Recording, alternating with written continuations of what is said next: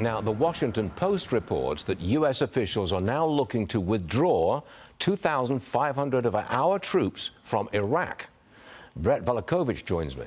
Brett, those troops have been attacked by Iranian proxy forces. If we pull them out, it looks like a retreat, right? Well, I really hope these talks don't lead to some sort of further U.S. troop withdrawal from Iraq, Stuart. It's not the time. Our forces are very limited in numbers there already, but our presence is very strategic and impactful in nature. And this area isn't just an important strategic location to keep our finger on the pulse of ISIS, but also Iran or whatever other terror group spawns from that region.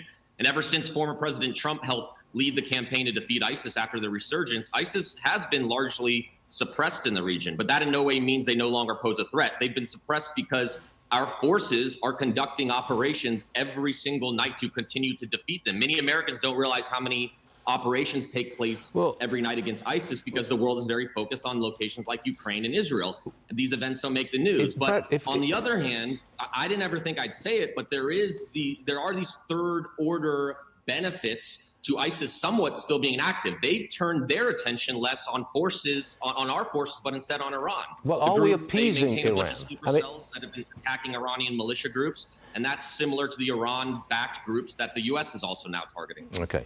President Biden plans to send CIA Director William Burns to help broker a deal between Hamas and Israel. It would involve the release, hopefully, of all the remaining hostages in Gaza. What's the significance of using the CIA Director? So I think Director Burns' goal in the coming days is to help broker this deal between Hamas and Israel. That's going to help with the release of the remaining hostages held in Gaza. Especially, this has been the longest, potentially looking at the longest pause of hostilities since the war began last year. But I don't really see it working, frankly, as our influence has been unwelcome there. Both sides don't respect us anymore because of our global stance. You've got the Israelis that have their own agenda. Hamas has already been told by the Biden administration that we won't ever intervene militarily in Gaza, which has been a mistake in the first place and only helps Hamas. I've been saying it for a while because I personally see it firsthand in these high-level meetings that we really just don't have the same influence that we used to have in these regions. But at the same time, we need to do whatever it takes to try and release the more than 100 hostages that remain. There's still at least 6 American hostages. We've seen Hamas randomly killing these other hostages, at whim. And almost 4 months into this captivity, these hostages, they've got to be in fear for their lives, unaware of what's really going on and whether or not they're going to return home. So I think we have to do whatever it takes to get them out, despite our waning influence in the region. Last one, real fast.